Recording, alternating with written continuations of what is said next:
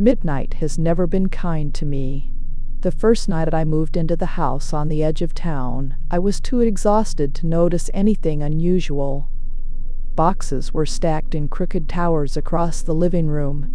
My bed was just a mattress on the floor, and the only sound was the wind pressing against the rattling window frames. It was old, so old that the wood groaned every time I crossed the hallway, as if it remembered every step that had ever been taken inside it. But that night, just as the clock struck 12, I heard it, a whisper, not loud, not insistent, but sharp enough to crawl beneath my skin. It drifted from above, a faint breath slipping through the ceiling boards. Find them, return them. I froze in bed, staring at the dark ceiling. My mind clawed for rational answers, pipes, air vents, an old house sighing with age. But there was no vent above me, no pipes, just the attic. The attic I hadn't dared to open. The second night, it came again, right at midnight, clearer. A woman's voice, hushed but deliberate. My letters, bring them back. I told myself it was a dream. I buried my head under the blanket, pressed my palms to my ears. Still, the words threaded through the silence, bypassing the layers of fabric as though they belonged not to sound, but to thought itself. By the third night, denial was impossible. I hadn't slept. I sat upright in bed, staring at the hatch in the hallway ceiling. The whisper came, steady and patient. You have what is mine. Return them to me, and I will protect you. The promise unsettled me more than the plea. Protect me from what? I lit a candle and stood under the hatch, heart pounding. The pull cord dangled like a noose. Every instinct begged me not to touch it. Instead, I whispered back into the silence. What do you want from me? No answer. Just the echo of my own voice bouncing off the narrow hall. Then, as the flame flickered, I heard it again, closer this time, as if the speaker leaned just inches from the attic floor. Letters. Return them. I didn't open the hatch. I ran back into my room, slammed the door, and pushed a dresser in front of it. That night I dreamed of paper scattered across dusty floorboards, pages covered in elegant handwriting, blotched with faded ink. Someone weeping in the dark. When I woke, my pillow was damp. Days passed in uneasy silence. During the day, the house was merely old, its wallpaper peeling in yellow strips, its floors uneven, its windows curtained with grime. But when midnight came, the whispers resumed, like clockwork. I began asking around. The neighbors didn't know much, or pretended not to. An older man at the corner store told me the place had belonged to a woman named Eleanor decades ago. She lived alone after her husband vanished in the war. Sweet lady, always writing letters, he said, shaking his head. No one ever got them. Some say she kept them locked away upstairs. When she passed, no one went looking. That night, I didn't wait for midnight. I dragged a chair under the hatch, pulled the cord, and let the wooden ladder unfold with a long groan. A gust of dust rained over me, smelling of mold and old paper. My candle struggled to stay alive as I climbed into the attic. The space was narrow, the ceiling sloping so low I had to crouch. Cobwebs hung like curtains, and stacks of boxes lined the walls. The air was stifling, as if it hadn't been disturbed in decades, and there, near the far wall, was a small chest. Brass corners, warped wood, a lock rusted nearly to dust.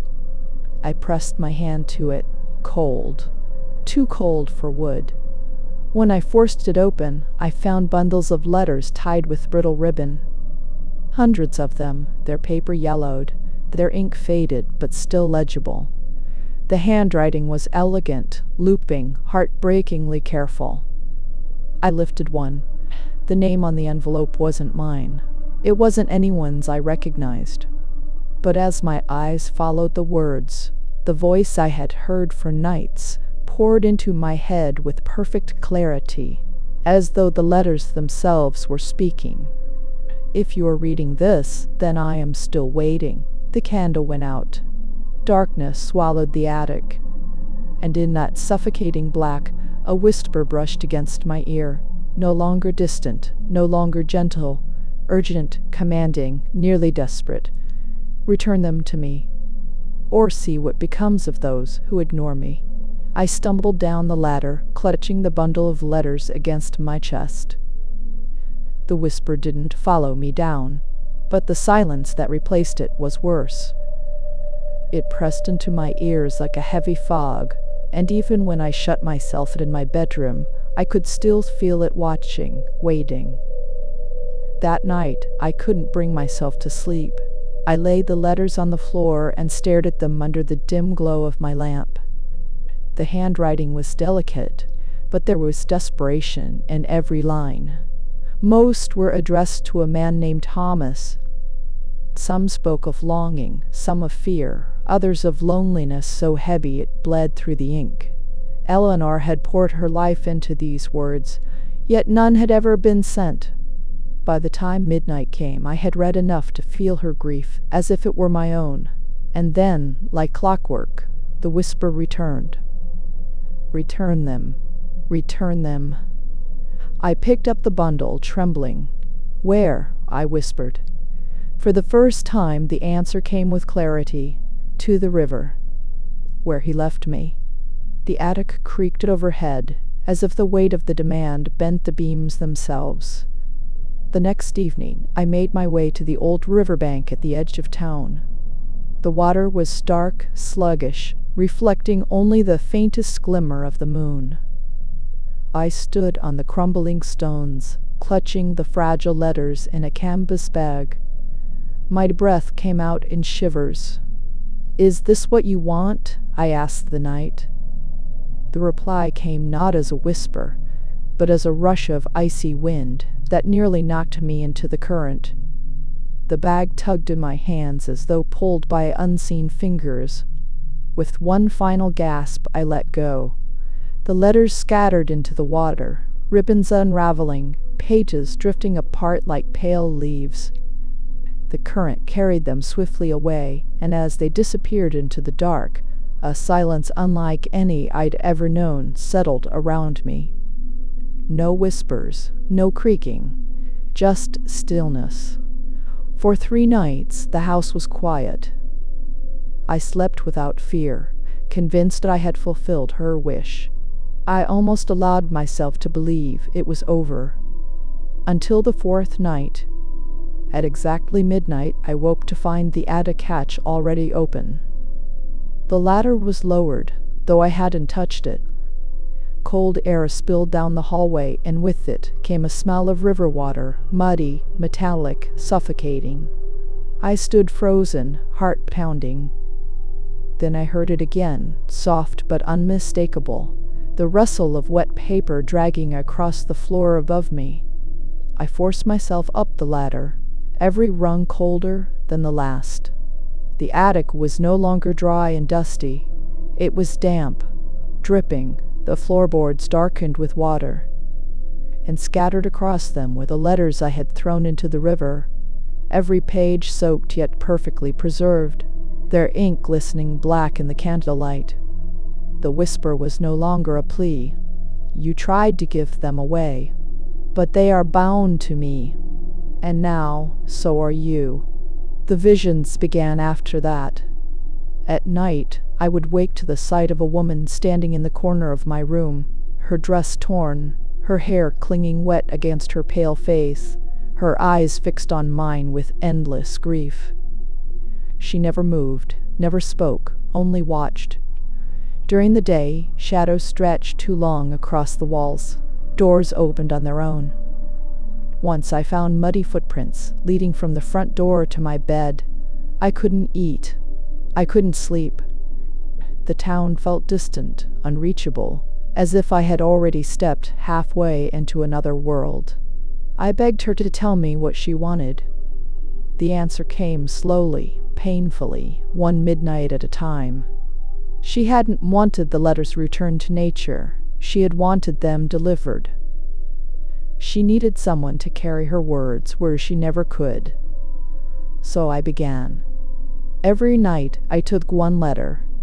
I read it aloud, my voice shaking in the candlelight.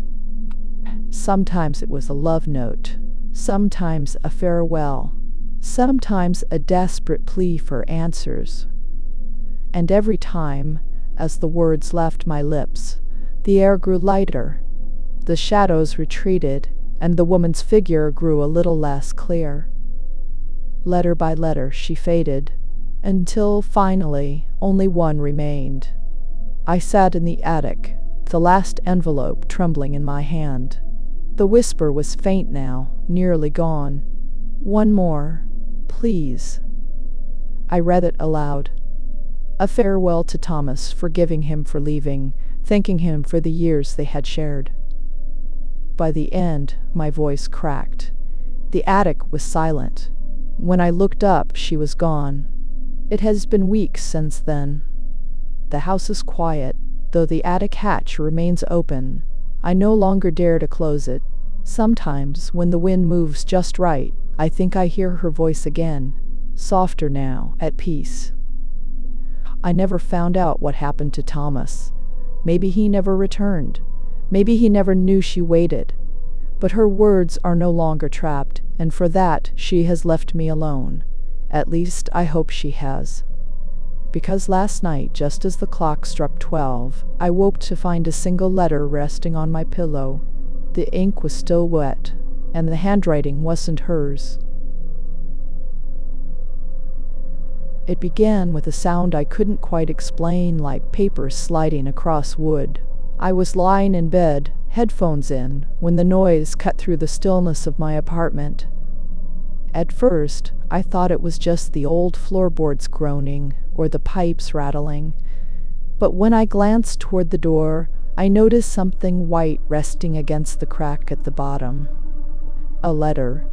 The clock on my desk read 12 a.m. sharp. My building wasn't exactly the kind of place where people exchanged friendly notes. Most of my neighbors kept to themselves, doors locked, eyes down in the hallway. So when I picked up the envelope and saw no return address, just my name scrawled in shaky handwriting, I felt a chill settle over me. Inside, the paper was thin, the ink uneven, as though written with a hand unsteady from age or weakness. I want to thank you, the letter began. You showed me kindness once, though you never knew my name. That small gesture meant more than you'll ever realize. My name is Elias Ward. I lived in this building, in 2B. I am no longer alive.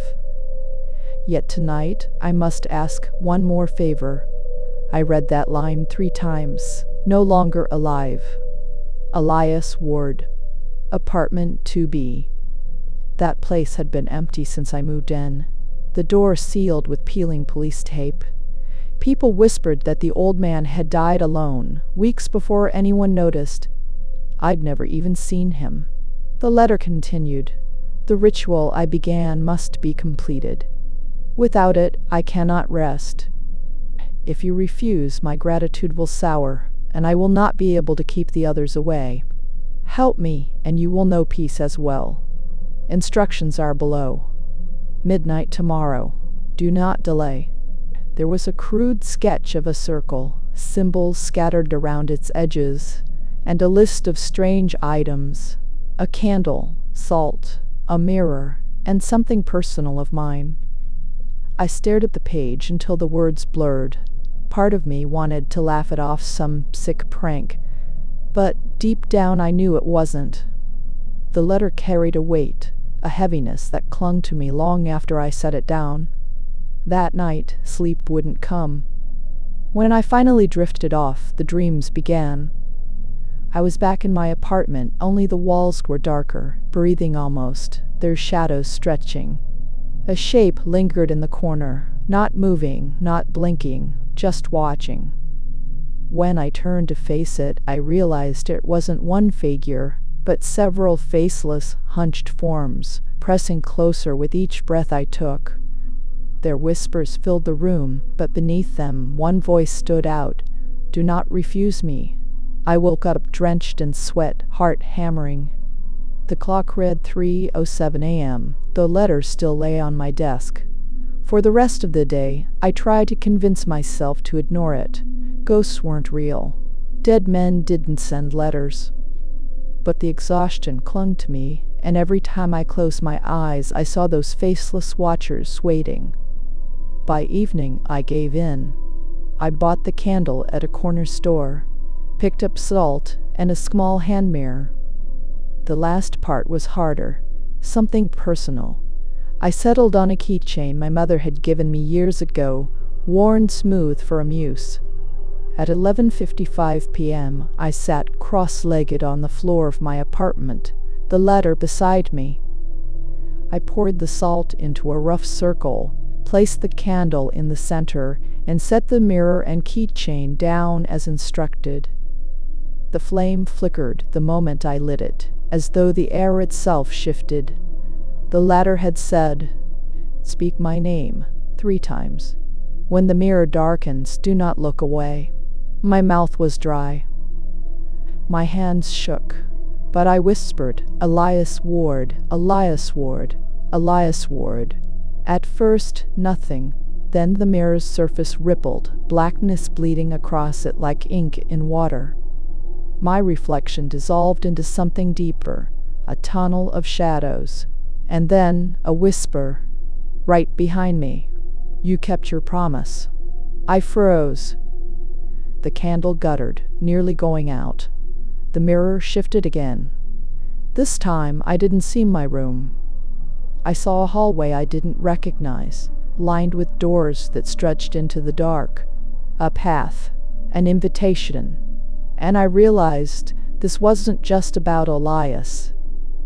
Whatever I had agreed to, it had opened something far larger than a simple favor for a dead man. The mirror didn't just show the hallway it pulled. My vision tilted, and for one terrifying second, I felt like I was falling through glass. I blinked and suddenly I wasn't in my apartment anymore. The air was colder, damp, carrying a faint metallic tang. I stood barefoot on wooden planks that groaned under my weight.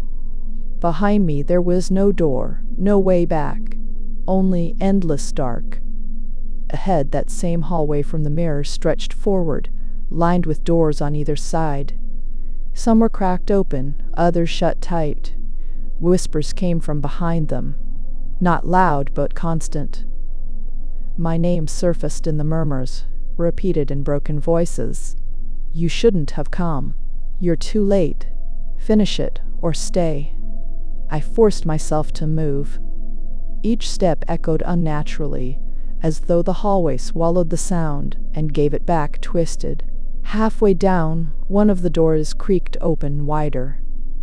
Against every ounce of reason I looked. Inside was a dimly lit room. A man sat at a desk, his back turned to me. His shoulders were thin, his clothes old-fashioned. "Elias?" I asked. He didn't turn, only kept writing on a yellowed sheet of paper. The scratching of his pen was frantic, desperate. "Elias Ward," I said again. The pen froze. Slowly, he lifted his head. His profile was gaunt, the skin stretched tight, eyes hollow but aware. "You brought the keychain," he rasped. "Good. That binds you to the circle." My mouth went dry. "What circle?" "The ritual is unfinished. I couldn't cross alone." His voice cracked into something sharper. "You've tied yourself to me. Now you walk the rest." The candle flame from my apartment suddenly appeared on the desk beside him, flickering without wax. He placed his skeletal hand over it, and the flame didn't burn him. Instead, it grew, spilling light into the hallway behind me. And in that light, I saw them again, the faceless figures from my dream, inching closer. "They want me," Elias whispered. "And if you fail, They'll want you too. The figures pressed against the walls, shifting, whispering louder. What do I have to do? I demanded. He finally turned to face me fully. His eyes were milky white, but his stare pierced me. Open the last door. I glanced down the hallway. The final door at the far end was massive, iron-banded, unlike the others. Even from here I could feel a cold draft seeping from its seams. Elias rose, his movements stiff, as if his bones resisted him. But be warned, once it's open, it cannot be closed. I wanted to run, to scream, to wake up in my own bed and forget this nightmare. But when I looked back, the figures had filled the hallway, cutting off retreat. Their featureless faces leaned toward me, mouths invisible, but whispering in unison. Open it. My legs carried me forward, past Elias, toward the final door. Each step felt heavier, like wading through water. My hand shook as I reached for the rusted handle. The instant my fingers brushed it, a shock surged up my arm. The whispers stopped. Silence. I pulled. The door groaned, opening inch by inch. Beyond it was not another hallway, not another room. It was a vast space, endless, filled with a night sky that wasn't ours. Stars shifted unnaturally, pulsing in patterns, like eyes opening and closing. And standing in the middle was something. Not Elias, not human. A shape tall enough to brush the unseen sky, draped in shadows that never stayed still. It had no face, yet I felt it watching me. Elias dropped to his knees behind me. I brought him, he cried, his voice cracking. I finished it. Now let me rest. The thing turned, or maybe it never moved at all, but suddenly its attention was on me. My heart stopped. I understood in that moment. Elias hadn't asked for my help. He had asked for a replacement. The shadow stretched toward me, slow and deliberate. My body refused to move. Then I remembered the keychain. My one personal item. Without thinking, I hurled it into the star-filled void. The shadows recoiled, shuddering. The candle flame flared one last time, blindingly bright. When the light died, I was back. My apartment floor beneath me, the candle a pool of melted wax. The mirror cracked down the middle. The letter had burned to ash. I stumbled to my feet, gasping. For a moment, I thought I was safe. But then I looked at the mirror. Though cracked, it still reflected. Except it wasn't me, not exactly. My reflection's lips were moving, whispering words I couldn't hear. Its eyes blinked a beat too late. And faintly, in the silence of the room, I heard Elias's voice one last time. Thank you for finishing what I could not. Now the path belongs to you. I haven't slept since, because every time I close my eyes, I dream of that hallway, and the final door is always waiting. The road was supposed to be empty. At least, that's what the GPS promised when I decided to take the shortcut through the old countryside. Midnight had already swallowed the sky, and the only sound inside my car was the steady hum of the engine. On both sides of the road stretched a dark forest, until finally the trees gave way to what looked like a deserted village. The headlights swept across collapsed fences, cracked windows, and roofs caving in under decades of neglect. The place felt forgotten, as if even the wind refused to stir there. I slowed the car instinctively, pressing my face closer to the glass. That's when I saw it, a figure, standing in the middle of the road. He was tall, thin, dressed in rags that might once have been a coat. In his hand, he held an old lantern that burned with a dim orange glow. I slammed the brakes, heart hammering, convinced I was about to hit him. The car screeched to a halt just inches away, but the man didn't move. He raised the lantern slowly, casting his face in trembling light. What I saw froze me in place. His skin looked faded, almost translucent, as though it belonged more to smoke than flesh. His eyes, however, burned with a strange intensity. "Thank you," he whispered, his voice more like a draft of cold air than sound. "You saved me once." I sat in shock, gripping the steering wheel. I think you've got the wrong person," I managed to stammer. The spirit tilted his head, the light of his lantern swaying. "No, you may not remember, but the debt lingers. And tonight, you must help me again." Before I could respond, he stepped closer, his form passing through the hood of my car like mist.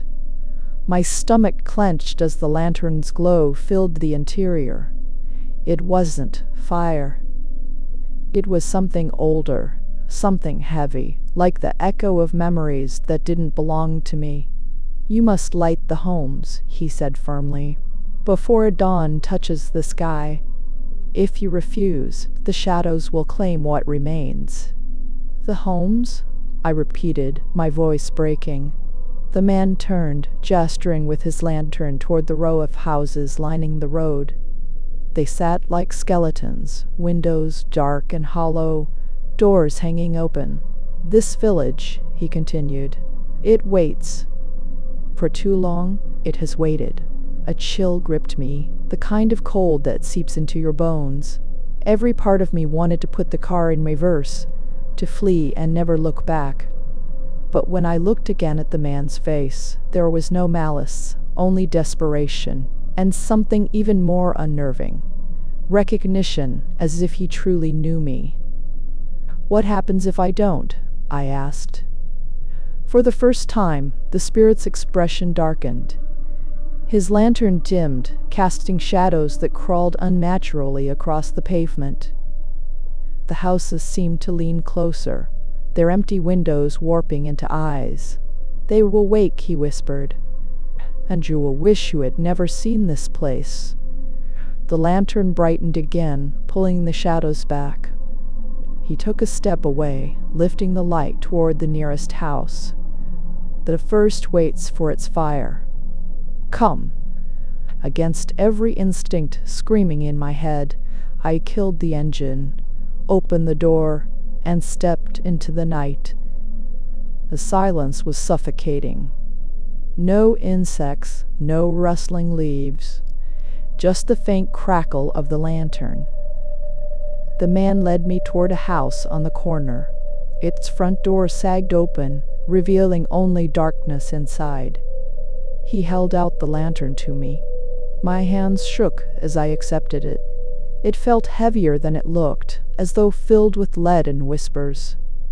"Place the flame," he instructed, "in the hearth. Do not speak. Do not look behind you." I swallowed hard, forcing my legs forward. Inside, the air was stale, thick with rot and dust. I moved through the remains of a kitchen, past broken chairs and shattered glass, until I found the fireplace. Kneeling, I set the lantern down carefully. The flame inside flared brighter, flooding the room with warmth. For a moment, I thought I heard laughter. Not cruel, but faint, like children playing in another room. My blood ran cold. I reminded myself of the spirit's words, "Do not look behind you." I kept my gaze on the fire until it stabilized, then backed out step by step. When I reached the street again, the man was waiting, nodding once. "One is awake," he said. "4 remain." My chest tightened. 4 more? I almost demanded an explanation, but the look in his eyes silenced me. And so, lantern in hand, I followed him deeper into the hollow village, where the shadows stirred in the corners of the night, watching. The second house stood taller than the first, its roof half collapsed, its walls veined with cracks. I hesitated at the threshold, clutching the lantern. My hand trembled as I stepped inside. The floorboards groaned under my weight, and with every step, it felt like I was disturbing something that had been waiting too long. The hearth in this home was shattered, its bricks scattered. But the flame inside the lantern seemed to know what to do. When I lowered it to the broken stones, the light leapt free, reforming a steady fire where no wood lay. The air changed instantly. I heard a sigh, a collective exhale, like the house itself had been holding its breath. As I turned to leave, my ears caught a whisper, a woman's voice, soft, almost tender. "You came back." My whole body stiffened. The spirit had warned me, "Don't speak, don't look back." I forced my eyes to the doorway and walked out, fighting the urge to acknowledge what I'd heard. The man was waiting. His face seemed sharper now, more defined, as though the flames I lit fed his form. "3 remain," he said simply. We moved on. The third house was smaller, maybe once a child's home. Toys still littered the floor, wooden blocks, a doll missing its head, a rusted tricycle tipped over. I almost couldn't breathe as I stepped across the debris. The lantern's glow landed in the fireplace, and instantly the room filled with the echo of children's laughter. Not faint this time, but alive, surrounding me. It was both joyful and unbearable, like memories being forced into my mind that I never lived. I fled the moment the fire took hold, clutching the lantern against my chest. Outside, the spirit's smile widened faintly. His form was almost human now, the lantern light restoring him piece by piece. 2 remain. By then, my legs were weak and my chest felt tight with panic. I wanted to demand the truth. Why me? Why this? But every time I opened my mouth, fear silenced me. The 4th house was nearly a ruin. As I entered, the lantern dimmed, struggling. I crouched by the fireplace, urging it to burn, but before the flame could leap, a shadow stretched across the floor. It was tall, impossibly tall, with arms too long, dragging across the ground. I froze. The lantern flickered. My instincts screamed at me to run, but something heavier kept me rooted. Then from the doorway, the spirit's voice boomed, not a whisper this time, but a command. "Do not falter. Place the light." I slammed the lantern into the hearth. The flame exploded outward, swallowing the shadow in bright fire. The thing shrieked, not with sound, but with vibration, rattling the walls until they nearly collapsed. When it vanished, the silence felt worse than the noise. The spirit entered the house for the first time, his face grave. "One more," he said. "The last and the most important." I followed him to the edge of the village, where the largest house stood. Unlike the others, its windows were broken, its roof still whole. It looked preserved, as though untouched by time. My heart thudded painfully as we approached. "This," the spirit said, turning to me, "is where they all left, where the end began. Light this fire, and you will know why they disappeared." His words filled me with dread. Yet I climbed the steps and pushed open the heavy door. The inside was pristine, dusty, but intact. Furniture sat upright, dishes still on the table, as if the family inside had simply stood up one night and vanished. I walked to the grand fireplace at the center of the house. Kneeling, I set the lantern down. The flame hesitated, then burst upward, larger than in any other home. The walls glowed orange, shadows dancing.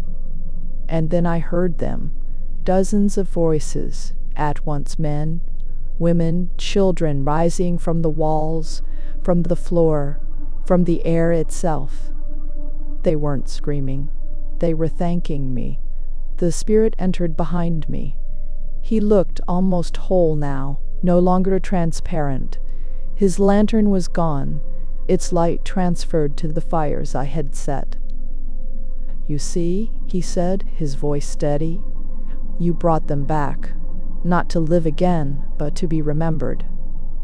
That is what they were waiting for." I stared at him, finally finding my voice. "Who are you?" He paused, his eyes filled with something like sorrow. "Once I was their guide. When the night came, when the shadows rose, I led them away. But not all escaped. I lingered here, waiting for someone who could finish what I could not." My throat tightened.